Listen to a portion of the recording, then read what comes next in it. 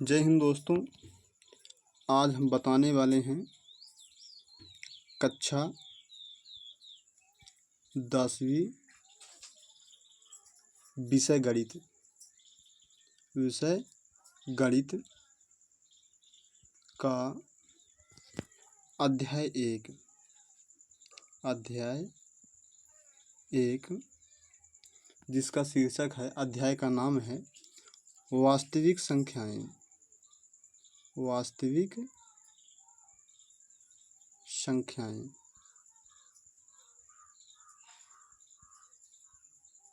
संख्याएं को हम बोलते हैं रियल नंबर। वास्तविक संख्या यानी रियल नंबर। तो दोस्तों, पहले हम जान लेते हैं ये वास्तविक संख्या होती क्या है। वास्तविक संख्या होती क्या है, कहते किसे हैं वास्तविक संख्या, इसके बारे में पहले थोड़ा जान लेते हैं, फिर हम कुछ और आगे बात करेंगे।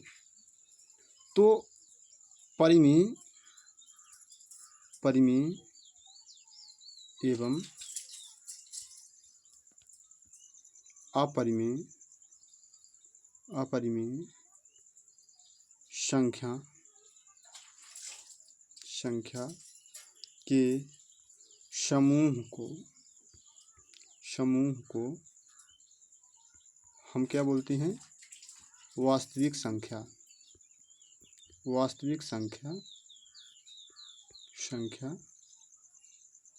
कहते हैं। यानी परिमेय एवं अपरिमेय संख्या के समूह को वास्तविक संख्या कहते हैं। तो दोस्तों, कुछ विद्यार्थी क्या करते हैं कि जो अध्याय के शुरू में जो परिचय इंट्रोडक्शन लिखा होता है उसको तो पढ़ते नहीं, डायरेक्ट सवाल के अंदर चले जाते हैं, सवाल में कूद जाते हैं।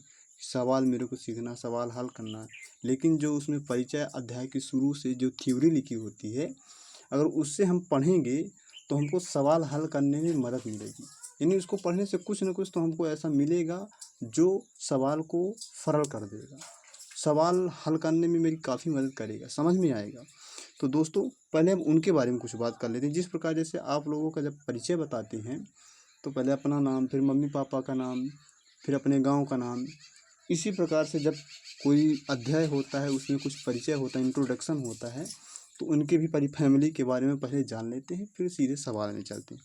तो आइए दोस्तों, पहले संख्याओं के प्रकार के बारे में जान लेते हैं कि परिमेय संख्या क्या, अपरिमेय संख्या क्या है। कई संख्याएं जो हमारे इस अध्याय में उपयोग होंगे, मतलब हेल्प करेंगी, या कि हम उसको यूज करेंगे, जिसे अगर हम नहीं जानते हैं तो आइए जानने की कोशिश करते हैं। चलिए, तो दोस्तों, पहली है प्राकृत संख्या। इसे हम इंग्लिश में प्राकृत संख्या को हम इंग्लिश में नेचुरल नंबर बोलते हैं। क्या बोलते हैं? Natural number.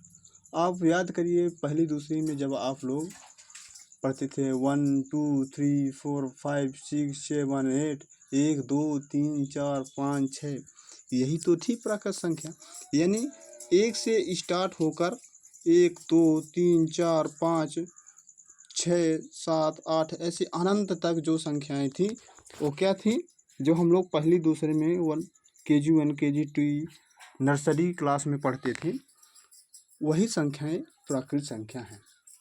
यानी 1 से स्टार्ट होकर शुरू होकर अनंत तक जो संख्या होती है वो क्या होती है? प्राकृत संख्या। दूसरा है पूर्ण संख्या। क्या होती है? पूर्ण संख्या। इसको इंग्लिश में बोलते हैं होल नंबर। तो दोस्तों, जो आपने प्राकृत संख्या पढ़ी थी 1 2 3 4, आपको ध्यान है, जो दूसरी क्लास पहली क्लास में पढ़ते थे उसी को प्राकृत संख्या। लेकिन जो पूर्ण संख्या है, उन्हीं प्राकृत संख्या के साथ यदि 0 जोड़ दिया जाए, यानी ये 1 2 3 4 पूर्ण नहीं थी, ये प्राकृत थी। लेकिन जब हम इसको इसमें 0 जोड़ देते हैं, 0 लगा देते हैं, तो ये संख्या क्या हो जाती है? पूर्ण संख्या हो जाती है। यानी 0 से स्टार्ट होगी, अब 1 से स्टार्ट नहीं होगी। अब 0 1 2 3 4 5 6 7 8 ऐसे अनंत तक जो जाएगी वो क्या है? पूर्ण संख्या है। क्या है? पूर्ण संख्या है। दोस्तों तीसरा है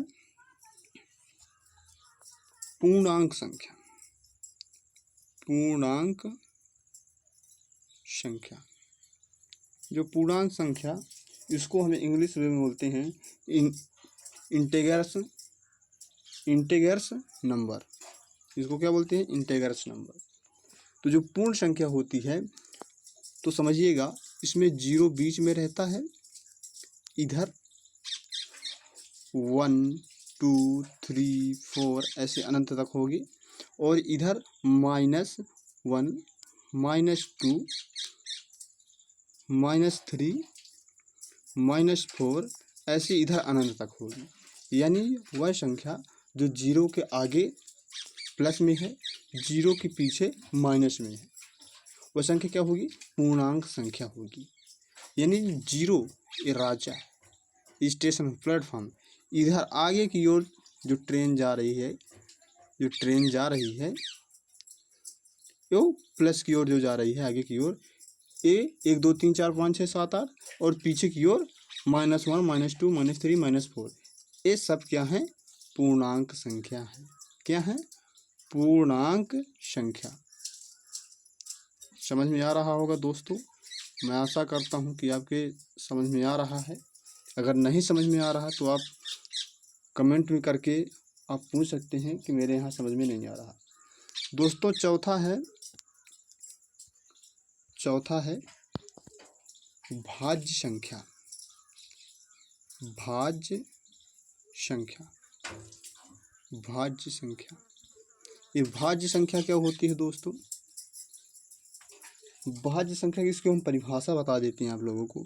वह संख्या भाज्य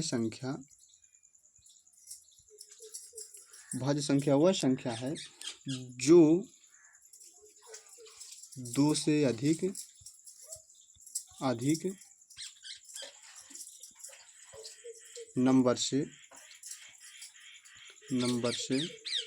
नंबरों से विभाजित हो जाए,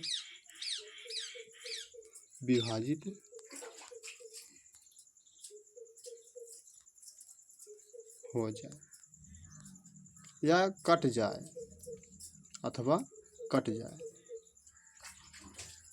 वह संख्या जो 2 से अधिक संख्याओं से या नंबरों से कट जाए, विभाजित हो जाए, या कि उस कहा जाए कि गुणनखंड हो जाए उनका, 2 से अधिक गुणनखंड हो, 3 4 5 6 7 8 ऐसी संख्याओं को हम भाज्य संख्या बोलते हैं। जैसे मान लीजिए मैंने 4 ले लिया, 4, इसको काटेंगे तो कौन कौन संख्या से काट सकते हैं? पहला तो है 2 से काट सकते हैं, दूसरा है खुद 4 से काट सकते हैं, तीसरा है 1 से काट सकते हैं। यानी जो 4 संख्या है इनको हम 3 संख्याओं से काट सकते हैं, 2 4 1, यानी 2 संख्याओं से अधिक, 2 संख्या 2 नंबरों से अधिक अंक से हम इसको काट सकते हैं, तो ये हो गई भाज्य संख्या। भाज्य संख्या समझ में आ रहा दोस्तों? क्या हो गई? भाज्य संख्या।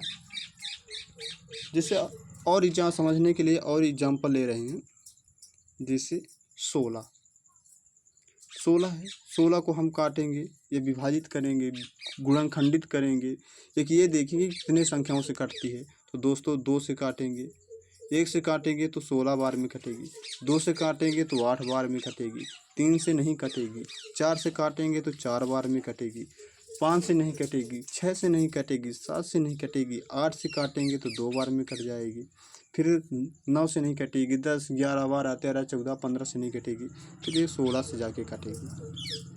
यानी ऐसी कितनी संख्याएं हैं जिससे वो कट जाएगी? तो दोस्तों ऐसी 1 2 3 4 5 संख्याएं हैं जो 16 को काट सकती हैं। तो यानी कि 16 भी एक भाज्य संख्या है। क्या है? भाज्य संख्या। तो दोस्तों आइए हम ऐसे कुछ संख्या लिख दे रहे हैं जो भाज्य संख्या है। जैसे भाज्य संख्या ऐसी बहुत सारी हैं, जैसे 1 4 6 8 9 10 ऐसे बहुत सारी संख्याएं आपको मिल जाएंगी जो 2 से अधिक नंबरों से कटनी चाहिए। भाज्य संख्या वो है जो 2 से अधिक नंबरों से कटनी चाहिए, वो भाज्य संख्या है। जैसे हम लीजिए 12 ले लिए, 15 ले लिए, कुछ भी, तो उसमें आपको उसको भाग करके देखना कितने नंबर से कट रही है, गुणनखंडित करके, वो क्या होती है, भाज्य संख्या। दोस्तों इसी प्रकार से 5वां है आपका, इसको काफ़ी समझने की ज़रूरत होती है दोस्तों। 5वां है आपका अभाज्य संख्या। क्या?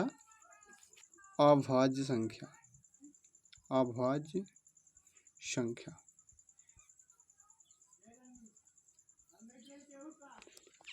अगर इसकी परिभाषा लिखें दोस्तों तो इस प्रकार से वह संख्या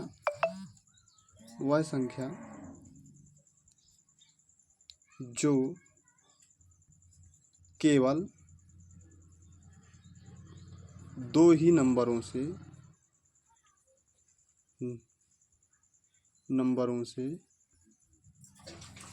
विभाजित हो जाए,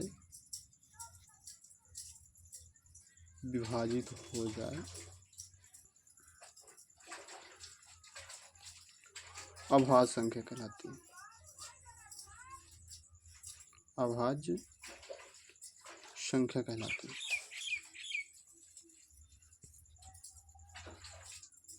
यानी दोस्तों वह संख्या जो 2 ही अंक से विभाजित, यानी वो 1 से विभाजित होगी या तो खुद से, या तो 1 से विभाजित होगी या तो फिर वो खुद से विभाजित होगी। ऐसी संख्या को क्या कहलाती है? अभाज्य संख्या। इसका आप चाहें तो एक स्क्रीनशॉट ले सकते हैं।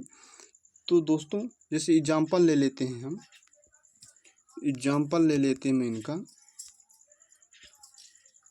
जैसे मान लीजिए मैंने कर दिया 2, अब 2 को हम इसको काट के देखते हैं, गुणनखंड करके देखते हैं, तो ये तो 1 से कटेगा अथवा ये खुद 2 से कटेगा।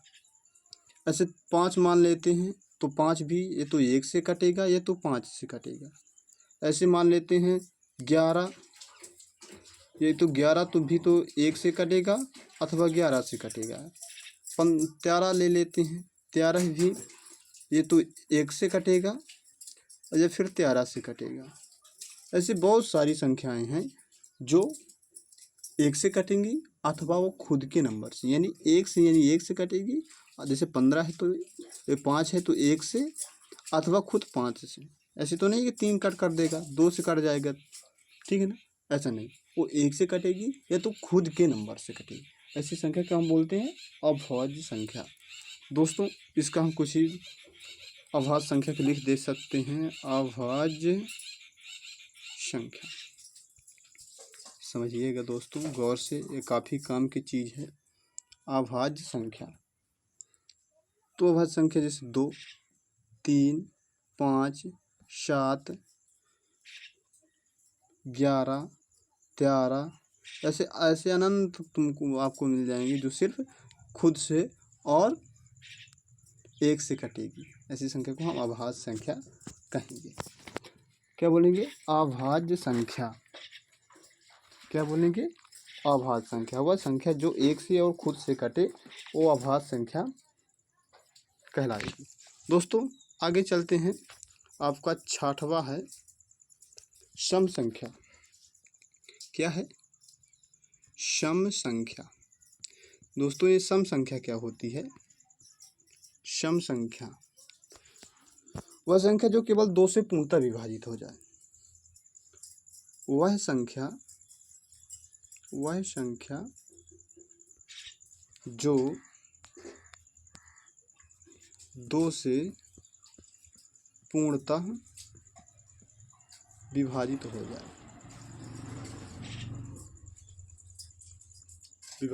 जाए। वो क्या होती है? सम संख्या होती है। सम संख्या होती, वो क्या होती है? सम संख्या।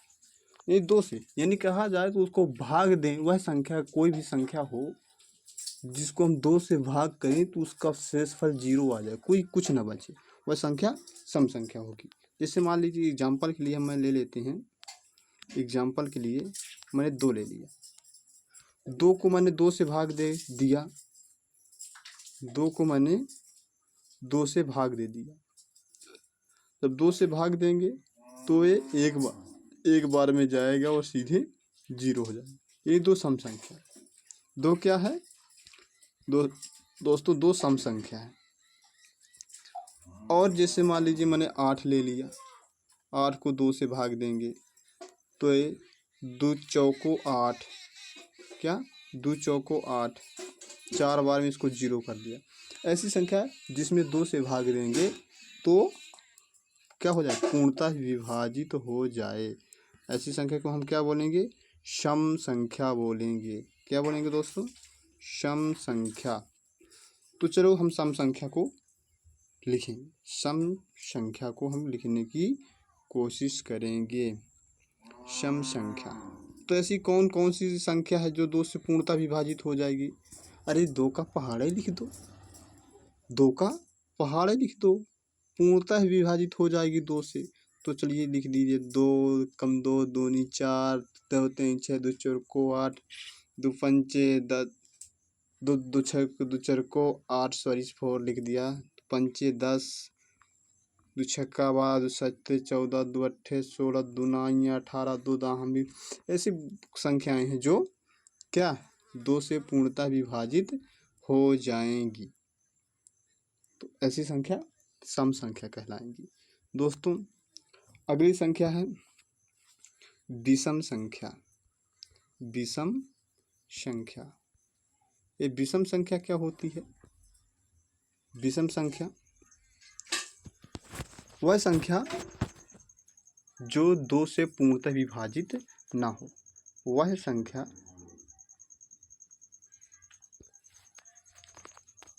जो 2 से पूर्णतः विभाजित ना हो, पूर्णतः विभाजित ना हो, विभाजित ना हो, यानी वह संख्या जिसको हम 2 से भाग दें तो उसमें नीचे कुछ न कुछ शेष बच जाएगा। जैसे मान लीजिए मैंने कर दिया 3, एग्जाम्पल के लिए ले लिया मैंने, एग्जाम्पल के लिए ले लिया 3 को हम 2 से भाग देंगे तो एक बार में जाएगा 2, नीचे एक शेष बच जाएगा। समझ में आई बात? यानी नीचे शेष बच जाए तो विषम संख्या, और नीचे शेष ना बचे तो वह सम संख्या। कोई भी संख्या हो, अगर उसमें हम 2 से भाग दें, नीचे अगर 0 बच जाए, 0 हो जाए तो सम संख्या, और नीचे कुछ भी शेष बच जाए तो वो विषम संख्या होगी। चलिए विषम संख्या के कुछ उदाहरण देखते हैं। विषम संख्या कौन कौन सी हो सकती हैं? विषम संख्या, तो विषम संख्या है 1 3 5 7 9 11, ऐसी बहुत सारी संख्या आपको मिल जाएंगे जो 2 से भाग देने पर नीचे शेष में कुछ न कुछ तो बचेगा। ऐसी संख्या क्या कहलाएंगी? विषम संख्या कहलाएंगी। क्या बोलेंगे? विषम संख्या। क्या? विषम संख्या। चलिए दोस्तों अब अगले की ओर चलते हैं। विषम संख्या के बाद जिसे आप इंतजार कर रहे थे, जिसको आपको काफ़ी देर से इंतज़ार था, सोच रहे थे कब बताएंगे कब बताएंगे, अब उनका नंबर आ गया। दोस्तों अगला है आपका क्या? विषम संख्या के बाद परिमेय संख्या। क्या है? परिमेय संख्या। दोस्तों परिमेय संख्या, तो ये परिमेय संख्या क्या होती है? वह संख्या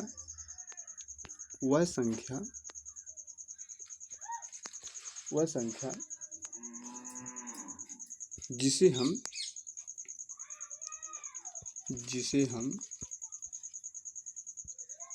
P/Q के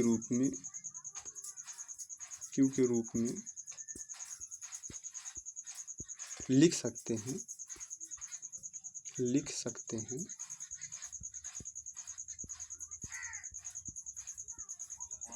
जहाँ P और Q पूर्णांक हो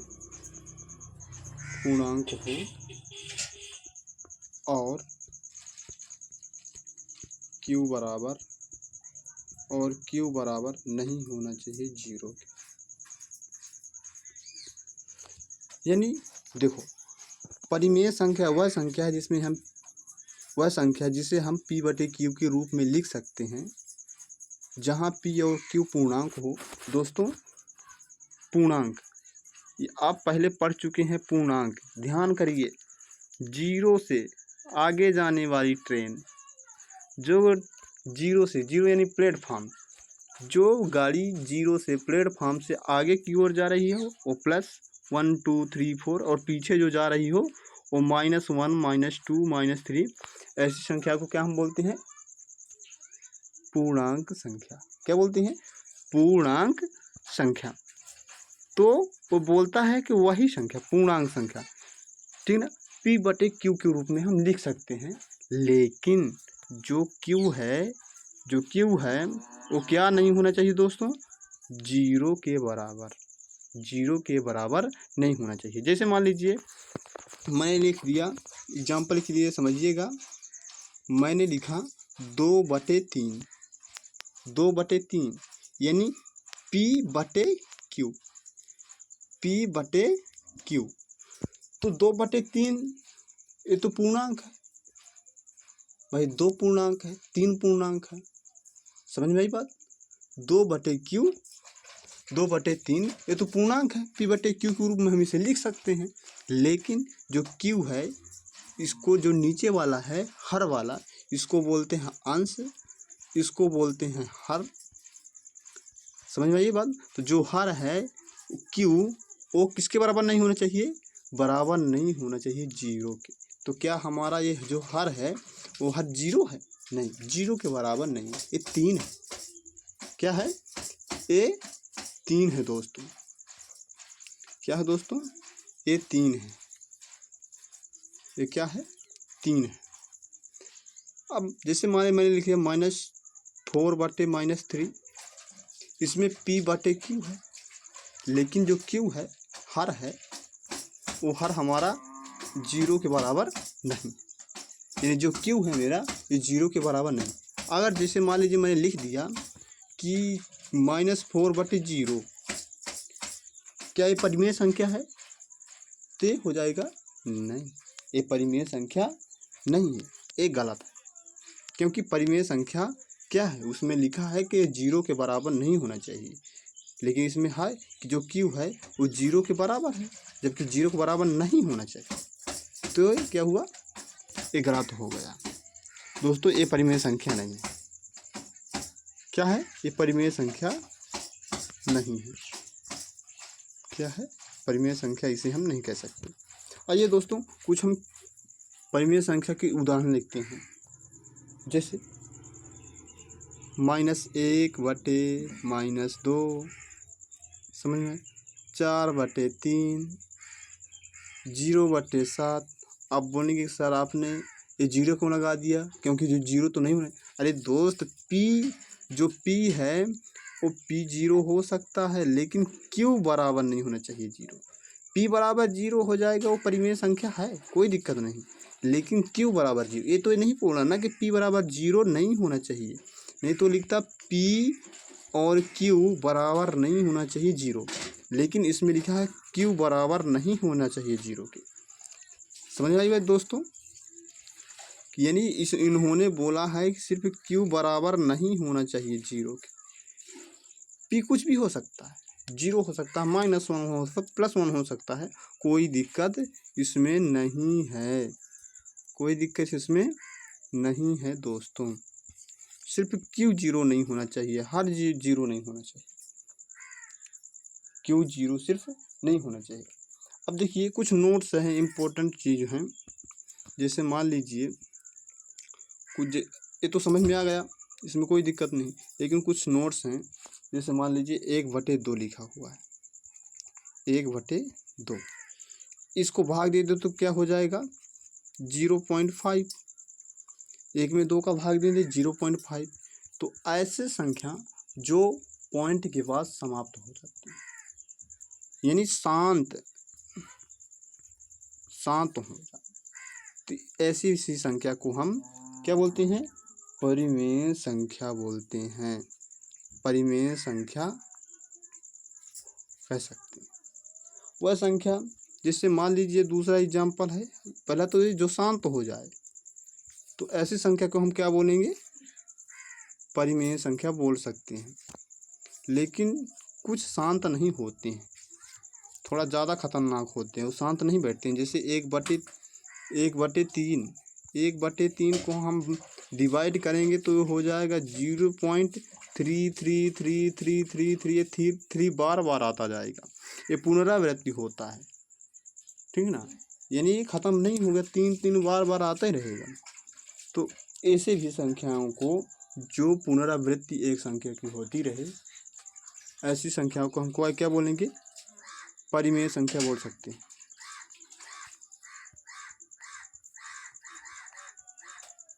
परिमेय संख्या बोल सकते हैं, कोई दिक्कत नहीं। चलिए दोस्तों, अब अगला है मेरा, अगला और लास्ट, अपरिमेय संख्या। अपरिमेय संख्या, अपरिमेय संख्या, अपरिमेय संख्या। तो वह संख्या जिन्हें हम P/Q के रूप में नहीं लिख सकते, वह संख्या जिन्हें हम P/Q के रूप में नहीं लिख सकते हैं।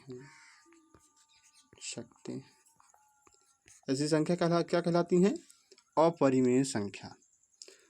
हम, ठीक ना, वह संख्या, यहाँ पर सॉरी यहाँ हम लिखा गया, ठीक है ना, वह संख्या यहाँ पास हम लिख गया दोस्तों, यहाँ पास वह होना चाहिए, वह संख्या जिन्हें हम P/Q के रूप में नहीं लिख सकते, वह संख्या क्या कहलाएगी? अपरिमेय संख्या। जैसे एग्जाम्पल के लिए, जैसे √2, √3, 2 + √9। तो कहेंगे दोस्त भाइयों, ये अंडर मैंने तो पढ़ा है कि बाकी संख्या अगर 2/3 होती, 2 होती तो हम लिख सकते हैं, कोई दिक्कत नहीं। लेकिन जो संख्या अंडर रूट में होगी वह अपरिमेय होगी। क्या होगी? अपरिमेय। ये परिमेय में नहीं होगी। क्या? अपरिमेय होगी। जैसे मान लीजिए ये बोल दिया कि सत्य लिखिए √3 परिमेय संख्या है, परिमेय संख्या है, तो ये असत्य है, एकदम असत्य है। ये क्या है? एकदम गलत है, ये परिमेय संख्या नहीं हो सकती, ये अपरिमेय संख्या है। इसे हम P/Q के रूप में नहीं लिख सकते, √ ऐसे नहीं लिख सकते इसको, यह अपरिमेय संख्या। तो दोस्तों ये मेरी रही लास्ट वीडियो। मैं सभी दोस्तों को सबसे पहले यही कहूँगा कि दोस्तों जब भी कोई चैप्टर स्टार्ट हो, लेसन स्टार्ट हो, तो डायरेक्ट उसके क्वेश्चन में न जाएं, सवाल हल करने डायरेक्ट न जाएं। पहले उसके थ्योरी, इंट्रोडक्शन, उसके परिचय को विधिवत पूर्वक धीरे धीरे साधारण से समझ कर पढ़ें। फिर उसको पढ़ने के बाद जब आप क्वेश्चन पढ़ेंगे तो आपके दिमाग में कुछ न कुछ ज़रूर समझ में आएगा कि मैंने थ्योरी में क्या पढ़ा है, क्या थ्योरी से कुछ हमको मिला। तो आपको वो सवाल जल्दी समझ में आएगा और आप जल्दी से हल कर लेंगे, और लंबे समय तक क्या होता है, आपको रिवाइज करने का दिक्कत नहीं है। जिससे मान लीजिए को जो सवाल की थ्योरी मेरे से नहीं आती, यानी वो समझ में नहीं आता, जब वो समझ में नहीं आता तो जल्दी जल्दी भूल जाता है, उसको जल्दी जल्दी रिवीजन करना पड़ता है। लेकिन जिसकी हम थ्योरी पूरी समझ जाते हैं, पूरा उसका परिचय जान लेते हैं, तो वह सवाल जल्दी नहीं भूलता है, उसको हल करने में काफ़ी सरलता रहती है, क्योंकि उसके हम जो परिवार है, पूरी फैमिली के बारे में जानते हैं, वो कहाँ जाएगा बच के। तो विद्यार्थियों, मैं सबसे पहले यही कहूँगा कि आप पहले कोई भी जब लेसन अध्याय शुरू हो तो उसका पहले थ्योरी पढ़ें, थ्योरी को समझें, फिर उसके बाद क्वेश्चन हल करें, जिससे हमको क्वेश्चन हल करने में काफ़ी सरलता होती है। तो दोस्तों, आपको ये वीडियो कैसी लगी आप कमेंट करके बताइएगा, और अगले लेसन और सवाल को लेकर मैं ऐसे कई वीडियो बनाऊंगा। आप मुझे सपोर्ट कीजिए। तब तक के लिए जय।